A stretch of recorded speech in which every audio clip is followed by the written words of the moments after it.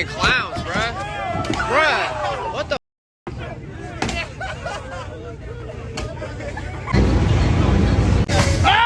All right, guys, welcome back to the channel. Good to have you here as always. Now, let's get into this. The Oakland chapter of the NAACP wrote a letter to the Oakland Alameda County District Attorney's Office declaring that Oakland is in a public safety crisis and they want to issue a state of emergency due to the crime in Oakland. It's getting so bad. I mean, you saw the video in the intro. It's some wild things going on out there. Now, I got that letter for you. We're going to read that. But first, we're going to watch this video to get more info on it. Don't forget to like, comment, share, and subscribe while we watching. Now, let's get into this. No, what we have been through. Frustrated and angry tonight, hundreds of people demanding Oakland city officials do better to address their crime and safety concerns. It has gotten out of hand. I've been here 23 years. I've never seen anything like this. We need to do better as a community. And good evening, everyone. I'm Mike Meebeck. And I'm Julie Hayner. Alameda County District Attorney Pamela Price was joined by Oakland Police and the Alameda County Sheriff's Office at tonight's public safety meeting. A group of very passionate people lined up around the block to get into this meeting. At one point, community members took the meeting over, loudly voicing their concerns about a rise in violence and the lack of prosecution in the county. New at 10, KTVU's Amber Lee joins us live from the city of Oakland after attending tonight's heated meeting. Amber? Mike, tonight's meeting was held in the Montclair neighborhood. There was an overflowed crowd. The mood was tense at times. While I'm driving and pull me out of the car at gunpoint, what are we doing to address this? And how do we solve this? Nobody feels safe. At the public safety meeting inside Montclair Presbyterian Church, tensions ran high at times as audience members questioned Alameda County District Attorney Pamela Price and Oakland Police Captain Clay Birch about crime prevention and holding criminals accountable. Police said on Thursday arrests have been made in some carjacking cases, including this attempt caught on video along Skyline Boulevard. That may help to solve other cases. This is an example of what I hear almost every week to almost every other day. We're out there constantly looking. We're using technologies where I'm hoping we're going to find the suspects in your case, just so you show OPD's not asleep. DA Price was questioned about not charging 9 juveniles that were taken into custody for a number of robberies in recent months. She says the victims are unable to identify their attackers, and it was a seasoned deputy in her office with 20 years of experience who determined whether to bring charges. The deputy make a reasonable judgment that we could not prove those cases beyond a reasonable doubt. And it's our understanding that the cases are still under investigation. Price says it's the probation department, not the DA's office, that is in charge of assessing juvenile offenders. We saw people lined up outside the church an hour before the meeting, wanting the chance to ask questions and be heard. Pamela Price needs to understand that there must be consequences when there are assaults on people in this city. They just drive around and pick a victim. And it's getting scary. I'm fearful. Well, it would not be hard for things to get better because of how bad things are. Violent crime up 15%, aggravated assault 9%, robbery 22%, burglary 39%, motor vehicle theft up 49%. The fact that this came from the NAACP is significant because it seems as though over the past couple of years there has been this enormous effort, and perhaps well-intentioned, to defang, if not defund the police, to not charge people because charging certain crimes was considered racist or wasn't progressive enough. There was better ways to fight crime with community efforts, on and on and on and on. This seems to be a very direct plea. And what I'm wondering is, I know you're in Boston for this meeting of the NAACP, what the response to this letter has been. Very strong. State president just wrote a letter, an answer to the letter that we put out, and we're getting ready to send that out as well. So you will be getting a copy of it. Wow. All right. Well, we're looking forward. We're looking forward to that. Tell me, how is it, I guess would be the best way to say it, that for so long it seemed as though the African-American community was all in on defunding the police and on prosecutors not prosecuting certain crimes, on and on and on and on. as though that was the real threat to the public safety of minority communities, that the police were the real threat and prosecutors were the real threat. And this letter turns all that on its head. For however well-intentioned those thoughts were earlier, what changed? Public safety. Public safety. Our seniors are crying out public safety. As you know, a lot of seniors now are living longer, and they're still driving, they're still going shopping, they're still doing activities and everything. Public safety changed a lot of things. And when you're afraid to go out of your door, to go to the mailbox, to go to do your garbage, Cynthia, I don't want to interrupt you, but I want to be able to play just one soundbite of somebody talking about just that issue that you're speaking about. Take a listen. We have more crimes, we have more shootings, we have more homicides here, but then at the same time we have less officers. There it is. That's what you've been describing. How long do you think it's going to take to come back? As you point out in your letter, businesses have left. The economic engine of Oakland, which used to be really a powerful economic engine with the ports and industry there, that's gone. A lot of it's left because of crime. The stores that were in the minority communities have pulled up and left because they went out of business because of the shoplifting and the violence. Do you think it can come back? It can come back, and it will come back. And we're going to make sure it comes back. We're going to all work together. We're going to sit down at the table, and we're going to bring it back. It can come back. Jobs can come back. Business can come back. We have to be able to work together to be able to bring it back. All right, you guys saw that. You heard that. Now let's talk about it. This woman on the screen that just got through talking is a part of the NAACP Oakland chapter. So she was in part responsible for writing that letter to the Alameda County DA's office in Oakland. But California is one of the many states that votes for their district attorney. So whether it was people voting for this woman, Pamela Price, because they thought she had because they thought she'd do good at her job, or if it was a result of people not voting in numbers enough against her to make sure that she didn't win the election and get put in place, and that somebody who was actually gonna, be tough on crime and enforce the laws made it to that spot instead of her, they vote for their DA in California. In 2020, with the pandemic and riots, George Floyd, all of this stuff that was happening, defund the police was a huge talking point for progressive people on the left.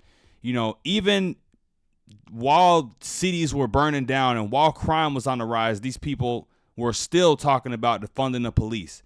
And it's a common progressive talking point to want to have a more comprehensive, is a word they say, approach to policing and sentencing and things like that. But these residents are realizing, if they hadn't realized already, that a soft on crime approach to dealing with crime does not work.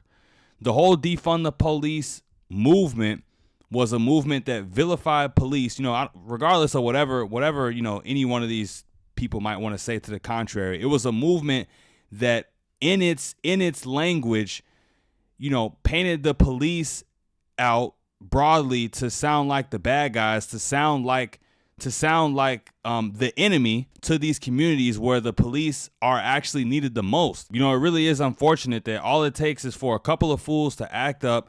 They get dealt with by the police, whether it be, some form of brutality, or, the police got to put somebody down, or, somebody unfortunately passes away. They use events like that to get everybody emotionally charged up, and then they bring forth a narrative like defund the police, and now everybody's behind it. The police are vilified. The police are the problem. The police are your enemy. No, the people who commit crimes and terrorize these neighborhoods are the enemy, and that's what these residents are starting to realize finally, now that crime has gotten even worse. These people are the enemy. They're the ones who are terrorizing your neighborhood. And the police are the ones who you call to deal with these people. The police are the only people there that's actually going to do something. And now, because of the defund the police narrative, and people like to argue, no, they actually didn't defund the police. They just took funds and put them here and did this. And, but once the story hits the press, you know, and it goes big, that, you know, it's the narrative alone that has power to you know, crush people and to crush industries and to crush institutions. And the defund the police narrative was definitely damaging to the police force. So now they have understaffed police force. You know, they don't even have enough people working to answer 911 calls. Crime is out of control, and it's not enough police there to enforce the law, to do their job. And, you know, that's the reason why, you know, things are as bad as they are. Obviously, it's deeper seated and deeper rooted issues that cause this crime to happen in the first place, and that cause individuals to act out in the ways that they do. But at the end of the day, you know, if you a menace to society, you have to be dealt with.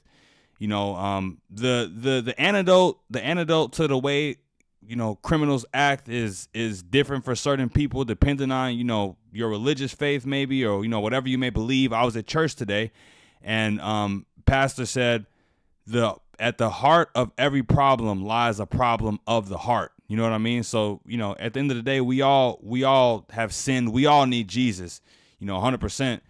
But yeah, you know, needing Jesus or not, you know, some people needed to find a jail cell. Some people need to find solitary confinement. Seriously. And the last thing I want to mention, just to tie up this knot, is that, you know, people have to, when they get a chance to vote, you know, really take your emotions out of it, and whatever the media may be saying about the police, about this individual, about this party, about that party, and look at the candidates and judge them based off of what they say they're going to bring to the table, because that's all you got at the end of the day. You know, I live in the Chicago area, let's just say, and, you know, there was a gubernatorial race between the final two candidates were Brandon Johnson and Paul Vallis.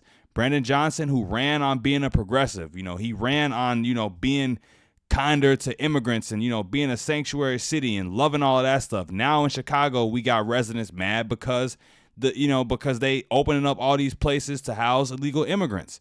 You know, so this is something that the people directly voted for, and you know what I'm saying? And Paul Vallis was running on being tough on crime, but the people didn't choose Paul Vallis. The people chose Brandon Johnson. So same case here. When you have an opportunity to vote for two people, and one is saying that they're progressive and the other is saying that they want to, you know, try to tighten up on crime and clean up the streets, you know, give the person that says they want to clean up the streets a shot. But all right, guys, lastly, I got this letter for you here, and I'm going to read it. I might not read all of it, but I'll read some of it. It's not that long. Let's see. Oakland residents are sick and tired of our intolerable public safety crisis that overwhelmingly impacts minority communities. Murders, shooting, violent armed robberies, home invasions, car break-ins, sideshows, and highway shootouts have become a pervasive fixture in the life in Oakland. We call on all elected leaders to unite and declare a state of emergency and bring together massive resources to address our public safety crisis. African Americans are disproportionately hit the hardest by crime in East Oakland and other parts of the city, but residents from all parts of the city report that they do not feel safe. Women are targeted by young mobs and viciously beaten and robbed in downtown and uptown neighborhoods. Asians are assaulted in Chinatown. Street vendors are robbed in Fruitvale.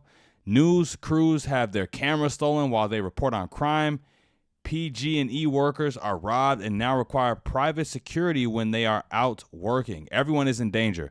Failed leadership, including the movement to defund the police, our district attorney's unwillingness to charge and prosecute people who murder and commit life-threatening serious crimes, and the proliferation of anti-police rhetoric have created a heyday for Oakland criminals. If there are no consequences for committing crime in Oakland, crime will continue to soar. Ding, of course. People are moving out of Oakland in droves. They are afraid to venture out of their homes to go to work, shop, or dine in Oakland, and this is destroying economic activity. Businesses, small and large, struggle to close. Tax revenues vanish, and we are creating the notorious doom loop where life in our city continues to spiral downward. As economic pain increases, the conditions that help create crime and criminals are exacerbated by desperate people with no employment opportunities. We are in crisis, and elected leaders must declare a state of emergency and bring resources together from the city, the county, and the state to end this crisis. We are 500 police officers short of the number that experts say Oakland needs. Our 911 system does not work. Residents now know that help will not come when danger confronts them. Worse, criminals know that too. Our youth must be given alternatives to the crippling desperation that leads to crime, drugs, and prison. They need quality education, mentorship, and most importantly, real economic opportunities. Oakland should focus on creating skilled industrial and logistics jobs that pay family-sustaining wages and vocational training so Oakland residents can perform those jobs. With this focus, we can produce hundreds, if not thousands, of the types of jobs desperately needed to stem economic despair. Unfortunately, progressive policies and failed leadership have chased away or delayed significant blue-collar job development in the city, the port of Oakland, and the former Army base. That must change. Now, this is kind of, rich. It's a little bit rich coming from the NAACP, but I'm glad they're calling it out. I don't disagree with nothing they're saying in this message. You know what I'm saying? Is it a little bit too late? Could they have wrote something like this earlier? Could more people have gotten behind something like this earlier? Yes, of course. But I don't want to hear nobody talking about this rhetoric is racist no more, because this letter just came from the Oakland chapter of the NAACP. The NAACP, the National Organization for the Advancement of Colored People, wrote this letter saying that, enforcing the law, putting people behind bars, that's not racist. That's what's supposed to happen to criminals when they do criminal activity, so that the neighborhoods can be safe, the streets can be clean, so people who don't break the law can feel safe in their own communities. It's a no-brainer, man. The fact that this was even, the fact that is even a debate it just doesn't even make sense.